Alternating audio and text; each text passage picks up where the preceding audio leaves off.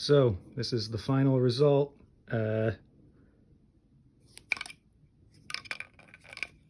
shoot it for you. I'm not gonna, pull it back all the way, but it's got a range of about a little over 20 feet, maybe 22, 23. And try to get it in frame. So ball drops in like that, pull it back. And there you go. Hope you like it. So this is the final result. I'll shoot it for you. I'm not gonna, pull it back all the way, but it's got a range of about a little over 20 feet, maybe 22, 23. And